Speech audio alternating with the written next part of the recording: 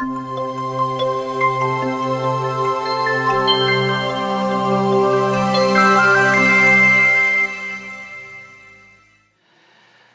서로 그런 의미에서 한번 인사를 좀 하지요. 당신에게서 아름다운 향기가 납니다. 옆에 있는 분들에게 좀 인사. 당신에게도 아름다운 향기가 납니다.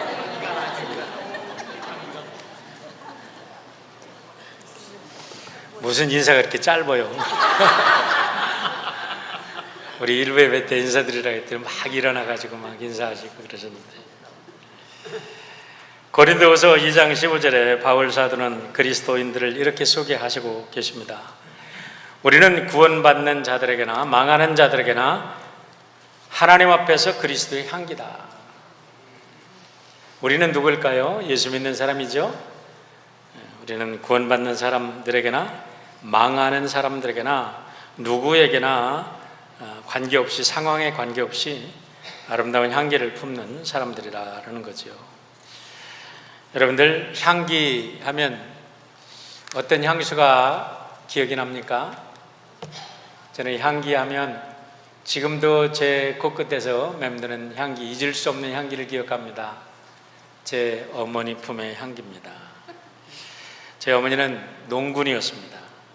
여름 한철 우리 농사철에서 시골에서 농사 짓다 보면 우리 아낙네들도 부끄러운 줄 모르고 그냥 런닝셔츠 하나 입고 젖가슴도 막 이렇게 밖에 내놓고 그러고 열심히 일을 합니다. 땀에 젖으면 뭐 이불하나 다 비치고 뭐 그래요. 그런데 집에 돌아오는 그 땀에 젖은 어머니 품에 안길 때 그 제 코끝에 배인 향기, 그 어머니의 향기는 평생 잊지를 못해. 지금도 어떤 향수보다 저는 그 어머니의 코끝에 새겨진 그 향기를 가장 그리워합니다. 여러분 모두 이 아름다운 사랑의 향기 하나씩은 가지고 계신 줄 믿는데, 우리 예수님을 믿을 때에 예수님의 사랑의 향기가 이제 여러분의 삶 속에 영원히까지 남는 아름다운 향기가 되기를 주의 이름으로 축원합니다. 오늘의 말씀은 옥합을 깨뜨린 여인에 대한 이야기인데요, 오늘의 이야기는 우리 예수님의 공생애를 이렇게 뒤돌아보면요, 사실 예수님께서 가장 아름다운 섬김을 받은, 가장 예수님에게 최고의 믿음을 보여준 아름다운 여인에 대한 이야기입니다. 우리가 성경을 읽는 방법이 여러 가지가 있는데, 성경을 읽을 때 다양한 시는 시로 읽어야 되고요, 거기에 보면 역사는 역사로 읽어야 되죠. 그런데 어떤 때는 연극처럼 읽어보면 생생하게 우리에게 아주 살아서 움직이는 말씀으로 다가올 때가 있습니다. 특별히 오늘 본문 말씀을 하나의 연극이라고 생각하고 여러분들이 읽어보시길 바랍니다. 연극이 시작되면 어떻게 합니까? 이제 커튼이 싹 열리게 되죠. 그러면 사람들은 무대에서 무슨 일이 벌어질까 하고 눈을 동그랗게 뜨고 무대에 배우들을 집중하게 됩니다. 배우가 나오나 아니면 거기에 어떤 장식품이 어떻게 됐나 하고 집중하게 되는데요, 오늘 이렇게 커튼이 쫙 열리면서 나레이터가 이렇게 이야기를 합니다. 16장 1절입니다. 예수께서 이 말씀을 다 마치시고 제자들에게 이르셨습니다 라고 이렇게 나레이터가 이제 이야기를 하는 거예요. 그런데 이 말씀이 그냥 지나칠 말씀이 아닙니다. 이 말씀 속에 굉장히 중요한 의미가 있다는 겁니다. 계속해서 말씀드렸지만 예수님의 이 마태복음에 보면 예수님의 설교가 5개가 큰 덩어리가 되어 있습니다. 그런데 예수님의 이 5개의 설교를 마칠 때마다 마태가 특이하게 쓴 이 관용교가 있는데, 그것은 뭐냐면 예수께서 이 말씀을 마치심에라는 말입니다. 7장 28절을 보면 예수께서 이 말씀을 마치심에 하고 산상수훈을 마무리합니다. 마태복음 11장을 보면 10장을 마무리하면서 예수께서 12제자에게 명하시기를 마치시고 라고 마쳤다는 말이 나옵니다. 이게 두 번째 설교근입니다. 세 번째 설교근은 13장 천국에 대한 많은 비유들을 하신 다음에 예수께서 이 모든 비유를 마치신 후에라고 하는데 이 번역이 사실은 잘못된 거예요. 이 비유들을 마치심에라고 해야지 이 모든 비유를 마치심에, 물론 같을 수도 있어요. 그런데 오해를 할 수 있기 때문에 모든이라는 단어를 쓰는 것은 여기서는 어울리지 않습니다. 원문을 보면 타스 파라볼레스 타우타스라는 말인데, 타우타스라는 것이 these, 이것들, this의 복수형, 이것들, these parables, he told these parables, he finished this parable, 이렇게 얘기를 하는 겁니다. 네 번째는 18장을 다 마치신 후에 예수님께서 19장 1절에서 예수께서 이 말씀을 마치시고 라고 합니다. 그런데 오늘 다섯 번째 설교군을 마치는 말씀은 마쳤다는 것은 똑같은데 그 앞에 붙어 있는 하나의 수식어가 있습니다. 그게 뭐냐면 판타스라는 모든이라는 단어입니다. 예수께서 이 말씀을 다 마치시고 라는 거예요. 다 마치셨다. 여러분, 이거 단순한 이야기가 아닙니다. 다시 말하면 예수님께서 공생의 3년 동안에 이 땅에 오셔서 하나님의 진리를 다 마치셨어요. 판타스투스 로그스, 모든 진리를 다 베푸셨어요. 이제는 더 이상 진리를 베풀 게 없을 정도로 다 쏟아내신 후에 하고 연극이 열리고 있으니까 이제부터 열리는 연극의 장면은 뭐냐? 마지막으로 마태복음에서 예수님을 통해서 마지막으로 드러나는 마태복음의 결론이라는 것을 암시하고 있는 것입니다. 다시 말하면 예수님의 사역의 절정이 지금부터 소개됩니다 라는 겁니다. 나라이터의 이 말씀이 끝나자마자 예수님이 등장해서 말씀을 하십니다. 이렇게 하십니다. 너희가 아는 바와 같이 이틀이 지나면 6월절이라 인자가 십자가에 못 박히기 위하여 팔리리라 하시더라. 여러분, 너무나 심플한 얘기죠. 그러나 여러분, 이 말씀을요, 신학적으로나 인류 역사적인 관점에서 신앙인들이 볼 때 이거는 어마어마한 사건을 이야기하고 있습니다. 아담 이후에 예수님의 시대까지 인간의 역사는 죄악의 역사였습니다.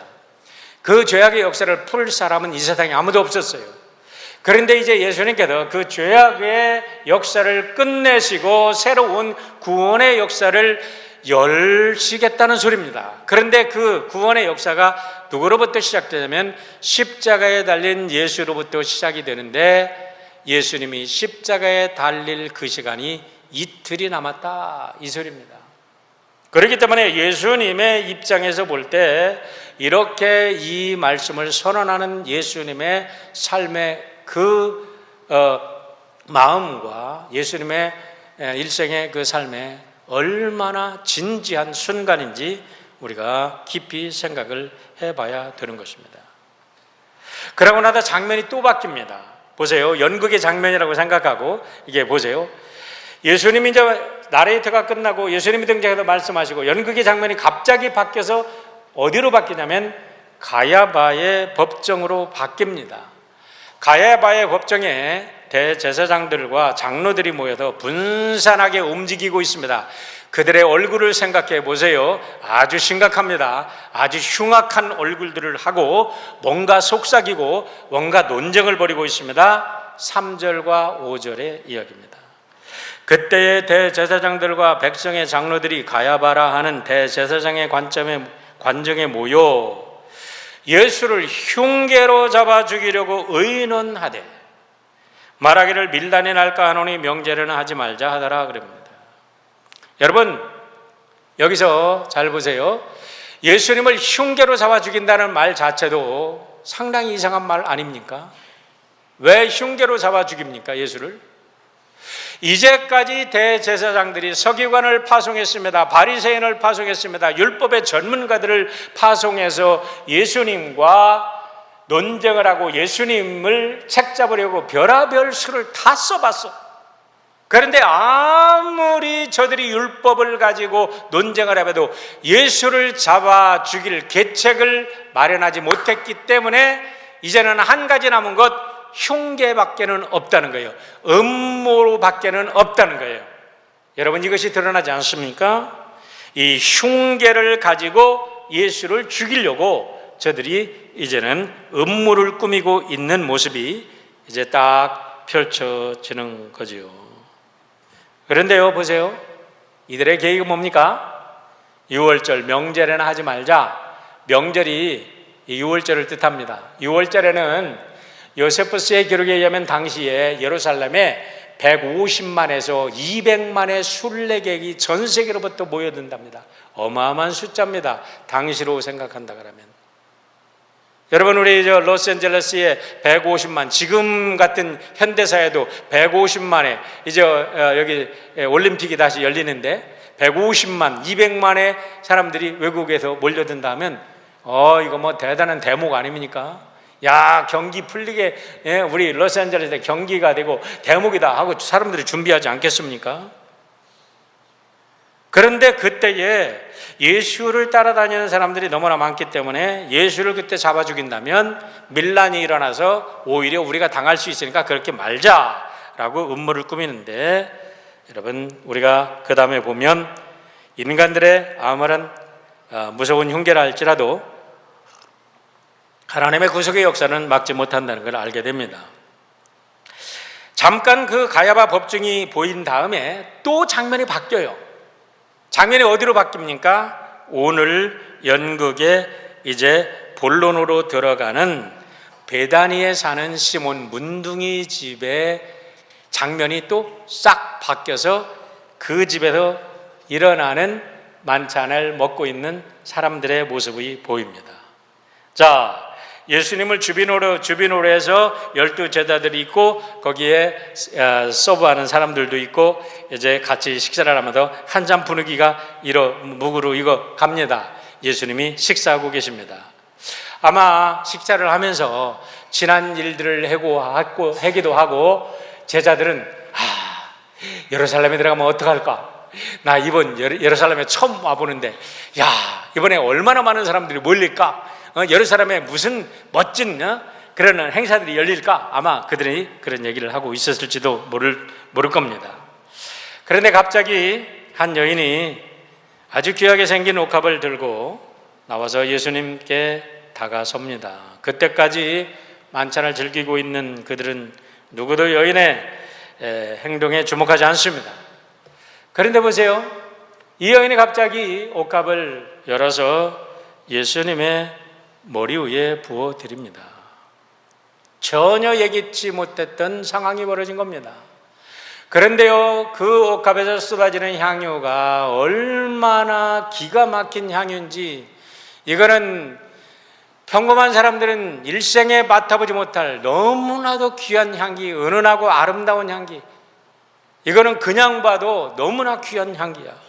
그러니까 어떤 사람들은 조금 이 유다 같은 조금 잘 살던 사람인가 보죠. 그런 사람들은 야, 이거 분명 이 향유는 300데나리온 가치가 넘는 향유다라는 걸 한눈에 알아채집니다. 그런데 재밌는 것은 예수님은 그 당혹스러운 사건을 가만히 받아들이고 계셨다는 사실이에요. 문제는 그것을 바라보는 제자들에게도 시작이 됩니다. 갑작스런 일을 당하고 멍하게 있던 제자 중에 한 사람이 소리칩니다. 야, 이 여인아, 왜 이 비싼 향유를 허비하냐? 너의 의도가 뭐냐? 너의 저의가 뭐냐? 라고 묻습니다. 여러분, 그런 사람 없어요? 여러분들이 무슨 일을 하면 친구가 꼭 네 의도가 뭐냐? 네 저의가 뭐냐? 라고 묻는 사람은 없습니까?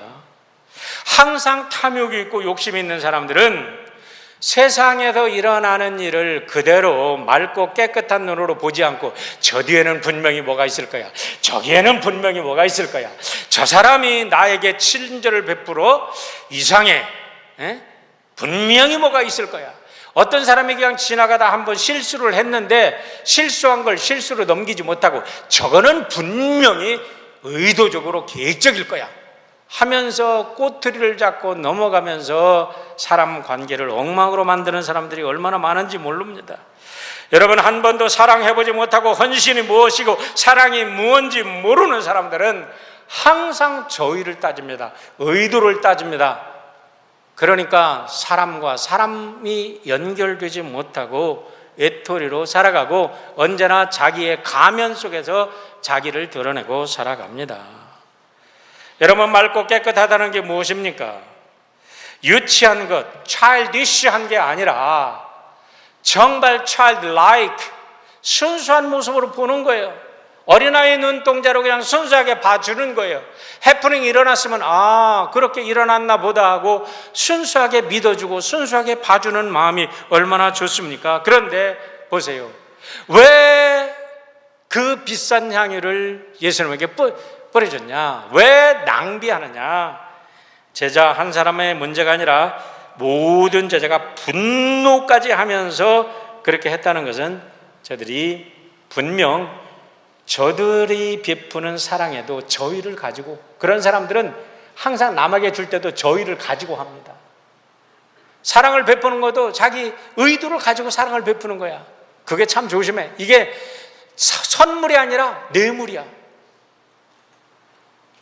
여러분, 우리가 순수한 사랑의 선물을 주고받으면 얼마나 좋아요. 그런데 왜 뇌물을 주고받고 언젠가 내가 이걸 심었으니까 내가 큰 거를 건질 거야 이렇게 생각하고 있습니까? 이들이 그랬다는 거죠. 자, 모든 제자들이 분을 내면서 여인을 몰아세우니까 여인이 얼마나 당황했겠어요. 그런데 그 당황한 여인을 예수님이 두둔하십니다. 보세요. 10절로 13절의 말씀, 얼마나 아름다운 말씀인지, 얼마나 위로가 되는 말씀인지 모릅니다. 너희가 어찌하여 이 여자를 괴롭게 하느냐? 그가 내게 좋은 일을 하였느니라. 가난한 자들은 항상 너희와 함께 있거니와 나는 항상 함께 있지 아니하리라. 이 여자가 내 몸에 이 향유를 부은 것은 내 장례를 위하여 함이니라. 장례, 퓨처가 아닙니다. 퓨너럴을 위해서 했던 소리입니다. 내가 진실로 너희에게 이르노니 온 천하에 어디서든지 이 복음이 전파되는 곳에서는 이 여자의 행한 일도 말하여 그를 기억하리라 하시니라. 갑작스럽게 너무나 당혹스러운 일을 당하셨지만 예수님은 조용히 그 여인을 두둔하고 나서십니다. 그리고 그 여인의 행동에 여러분, 인류 역사상 이렇게 귀한 영적인 의미를 담아서 그 여인을 축복하는 일이 없었어요. 뭐라고 말합니까? 이 여인이 내 퓨너럴을 준비했다. 퓨너럴이 어떤 퓨너럴입니까? 어떤 장례입니까? 인자가 오셔서 십자가에 달려 죽으시는 사건은 인류 대속의 어마어마한 인류의 전무후무한 인류의 역사를 바꿔놓는 그 사건인데, 그 사건을 위해서 나에게 기름 부어 주셨다 이거예요. 기름 부어 주었다. 이 여인의 행동이 단순한 게 아니야. 우리 예수님께서 이 단순한 여인의 행동을 이렇게 크게 축복하시면서 영적인 의미를 부여해 주시면서 이 여인을 축복하십니다. 복음이 증거되는 곳마다 이 여인의 소식이 증거될 것이다. 여러분, 예수님의 말씀이 옳죠? 생각해 보세요. 베다니의 조그만 한 가난한 집에서 예수님을 초대했습니다. 그런데 거기에서 일어났던 일이 복음이 증거되는 곳마다 2000년 역사를 통해서 어디든지 증거됐고 오늘 여러분과 저도 이야기를 듣고 있지 않습니까? 예수님의 말씀은 진리라는 거죠. 저는 이 사건 속에서 세 가지 교훈을 찾고자 합니다. 첫 번째, 저는 이 사건 속에서 예수님의 무한한 사랑을 보게 됩니다. 여러분, 사건이 벌어진 장소를 한번 생각해 보세요. 베다니 시몬 문둥이의 집이라고 말합니다. 여러분, 이 사람이 베다니에 살고 있는데 문둥이라고 불리는 것을 보면요, 이 사람이 문둥병에도 치유됐다는 걸 알게 됩니다. 문둥병에도 치유되지 않았다면 이 사람은 결코 베다니 지역에 사람들의 사는 그런 소셜 라이프, 함께 게덜롱을 할 수 없는 사람입니다. 그런데 사회 속에서 그 사람이 이미 들어와서 산다는 것은 이 사람은 문둥병에 들렸다가 제사장으로부터 너는 완쾌됐다는 판정을 받은 사람이에요. 그러니까 이 사람이 누구를 만나도 우리가 이렇게 문둥병에서 해방을 받았을까요? 물론 예수님이죠. 여러분, 우리가 예수님 만나기 전에 이 사람의 삶을 생각해 보세요. 이 사람의 삶은 삶이 아니었어요. 차라리 죽는 게 낫죠. 짐승보다도 못한 삶을 살고 있던 것을 우리는 짐작합니다. 제가 어렸을 때 계룡산, 저 충청남도 계룡산 밑에서 살았거든요. 제가 거기 제 고향입니다. 그런데 그 계룡산이 저희들이 늘 여름이 되면은 거기 올라가서 뭐 다래도 따먹고 머루도 따먹고 소도 뜯기고 가재도 잡아먹고 개구리도 잡아먹고, 놀라지 마세요, 뱀도 잡아먹었어요. 우리 어렸을 때는 뭐 배고프니까 뱀도 잡아먹어요. 그랬는데요, 그 계룡산 한 구석에 문둥이 한 가족이 살고 있었어요. 와, 가끔 가다가 우리 동네로 내려와 동냥을 해 가는데요, 이렇게 뭐를 이렇게 뒤집어 썼는데 저희들은 무서워서 문틈으로 이렇게 봅니다. 그래 어머니가 갔다가 이제 뭐를 주시는데, 와, 그 모습은요, 한 번 보면요 까무라칠 정도로 막 모든 게, 여러분들이 이제 영화에서 보는 그런 그 모습 그대로죠. 그런 모습을 하고 다닙니다. 우리는 그들을 용천백이라고 불렀어요. 왜 용천백이라고 불렀는지 몰라요. 혹시 여기 용천백이라는 단어를 아시는 분이 있는지 모르겠어요. 근데 중요한 것은 뭐냐면, 문둥이는 애 잡아먹는다, 어린아이의 간을 빼먹는다 라는 소문이 들고 있었어요. 그것이 우리의 문화였어요. 그래서 서정주 씨가, 여러분, 시인 서정주 씨가 문둥이라는 시에 이렇게 말합니다. 해와 하늘빛이 문둥이는 서러워, 보리밭에 달뜨면 애기 하나 먹고 꽃처럼 붉은 울음을 밤새 울었다. 이 이야기가 여기저기서 나오지요. 옛날에 우리 동의보감을 진 허준의 그 드라마에서도 어린아기 잡아먹는 얘기가 나오죠. 문둥이들이. 그래가지고 문둥이가 어린아이 잡아먹는다. 우리가 그냥 산에 갔다가 이 사람들 만나면요, 신발이 어디 있어요, 날 살려라, 그냥 막 정신없이 동네로 뛰어내려오던 기억들이 많이 지금도 있습니다. 그런데 2000년 전에 예수님의 살던 당시에 그 문둥이들의 삶이 얼마나 처참했겠습니까? 동서양을 불문하고 이 문둥이들의 삶은 인간의 삶이 아니었어요. 그런데 우리 예수님께서 보세요, 복음서에서 그들을 붙잡고 그들을 만져주셨어요. 우리 예수님께서 귀신은요, 나가라 하고 말로 치료하셨는데, 육신의 질병을 가진 사람들은 예수님께서 허그해 주십니다. 만져주십니다. 꼭 만져도 치유해 주십니다. 왜 그래요? 예수님의 사랑이에요. 터치, 스킨십을 해 주셔요. 괜찮아, 내가 너를 사랑해 하면서 주님이 그 문둥이를 치유해 주셨으니 그 사람의 마음이 얼마나 감사하겠어요. 이제 예수님이 가신다는 말씀을 듣고 우리 다른 복음서와를 우리가 인정한다 그러면, 나사로의 누이 마리아 마르다와 함께 예수님에게 잔치를 준비한 겁니다. 여기다 가장 중요한 게 뭐냐면, 여러분, 예수님이 그 가난한 집에 초대를 그 중요한 시간에, 이틀만 지나면 이제 메시아로 인류의 모든 죄를 지고 죽으셔야 하는 그 긴장된 순간, 그 결정적인 순간임에도 불구하고 예수님은 이 가난한 자의 초대를 거부하지 않으셨다는 거예요. 제가 요즘에 우리 권사님 한 분이 초대를 받고 8월에 지금 계속 스케줄 때문에 밀려서 너무너무 죄송해요. 너무 죄송합니다. 용서하시고 좀 이해해 주시길 바랍니다. 교회 공식 행사가 계속돼가지고. 그런데 예수님이라면 어떻게 하셨을까? 여러분, 우리는 초대장을 받으면요, 항상 나에게 베네핏이 있을까? 이게 시간 낭비가 아닐까? 이것이 나에게 나중에 어떤 결과를 가져올까 다 세모합니다. 그런데 우리 예수님은요, 그 가난하고 그 문둥이라고 치유받는 사람의 초대를 그 결정적인 운명의 순간에 기꺼이 받아주셨다는 거예요. 사랑하는 성도 여러분, 우리 예수님께서 여러분과 저의 초대도 기꺼이 받아주실 줄 믿으시길 바랍니다.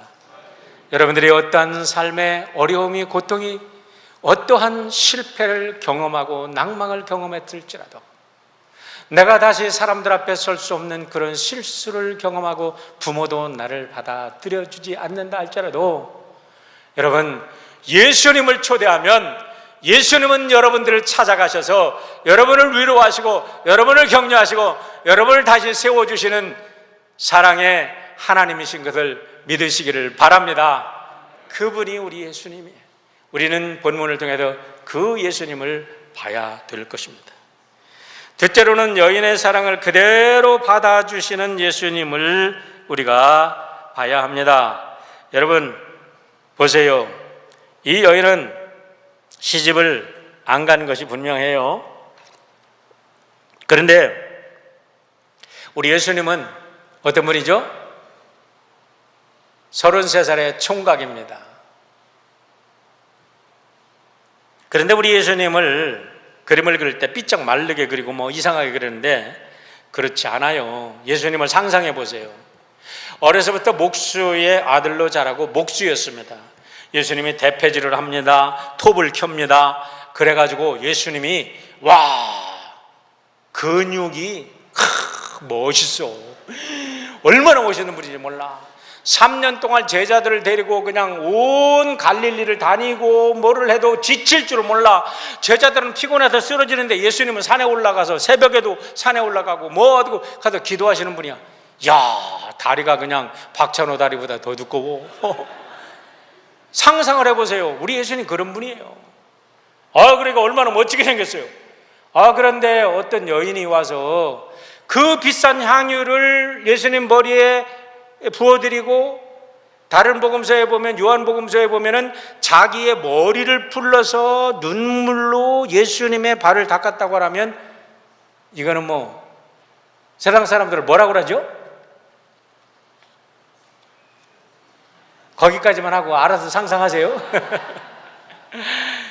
야, 이거 만약에 예루살렘 타임즈가 있다면 그 이튿날 완전히 탑 기사야 이거. 왜냐면은 대제사장들과 이 사기관들과 바리새인들은 예수 어떤 티끌만한 흠이라도 잡으면 예수 죽이려고 하는 거잖아. 그런데 예수가 something 뭔가 있었대. 야, 이런 불륜에, 불륜이라고 하는 게 아니라는데 뭐 총각처녀가 사랑하는데 불륜이 아니고 뭐라 그랬죠? 우리 집사람이 코치를 해줬는데 뭘 잊어버렸어. 하여간 제 생각에는 불륜 같아. 이거 뭔가 이상하다. 그래가지고 얼마나 터뜨렸을 거예요. 왜냐면 그 여자를 죄인이라고 그랬잖아. 그런데 그런 여자를 가지고 뭐 메시아다, 니들이 따른다, 웃기는 소리 하지 말아라, 저놈이 사람들을 현혹한다 해가지고 십자가에 죽이자 하고 선동할 판입니다. 제자들을 생각해 보세요. 제자들의 입장은 예수님이 예루살렘에 올라가서 로마를 쫓아내고 왕으로 등극해야 될 판입니다. 그런데 이 엉뚱한 여자가 와가지고 이런 루머를 만들어 놓을 지경으로 만들어 놨으니까, 이게 무슨 장애물이 나타나가지고 지금 이런 판을 깨? 지금 그런 상황 아닙니까? 예수님도 만약에 그런 세상적 의도를 가졌다면 당연히 예수님도 그렇게 반응을 해야 되는데, 여러분, 예수님은 세상 사람들이 다 손가락질하는 그 여인, 세상 사람들이 다 욕하고 제자들도 의도가 뭐냐, 너 왜 낭비했냐 막 전부 다 달라붙어 가지고 욕을 하는데, 예수님은 그 사랑을 그대로 받아주시고 그 여인을 축복하시고 그 여인을 위로하시고 그 여인의 이름을 높여주셨다는 것입니다. 사랑하는 성도 여러분, 여러분들이 예수님의 사랑을 표현할 때 세상 눈치 보지 아니하고 오직 예수님 한 분 바라보고 여러분의 사랑이 표현되는 역사가 있기를 주의 이름으로 축원합니다. 그때의 진정한 여러분의 사랑이 가치가 있고 진정 여러분의 사랑을 하나님께서 축복하시고 여러분의 사랑이 온 세상의 아름다운 향기로 드러나게 될 줄 믿습니다. 세 번째는 옥합을 깨트리는 것이 진정한 신앙이라는 것입니다.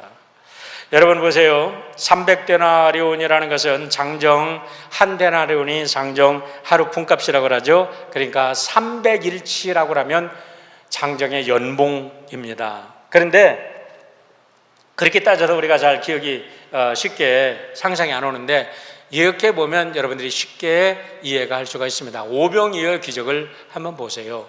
장년이 5,000명이 모였습니다. 장정 5,000명, 아이들까지 여인까지 합쳐도 15,000명이다. 작게 잡아도 15,000명이 먹었을 것이다. 그렇게 얘기합니다. 그런데 빌립이 그 군중을 보고 뭐라 그래요? 200데나리온의 떡도 부족할 것입니다. 그랬어요. 그런데 그러면 한 15,000명이 먹을 양식인데 300데나리온이라면 얼마나 되겠어요? 그런데 보세요. 이 300데나리온이라는 것을 우리가 쏟아붓는데 예수님이 부으라고 그랬어요? 누가 강요했어요? 아닙니다. 순수하게 자기가 자기 스스로 발룬티어로 예수님에게 부어드린 거예요. 어떤 의도가 없습니다. 그거 했다고 사람들에게 칭찬을 받을까요? 자기가 예수님을 사랑한다고 굉장히 막 올라갈까요? 아닙니다. 지금 방금 전에 말씀했듯이 제자들에게는 블레임을 받았고 사람들에게는 가십거리가 되는 그런 얘기입니다.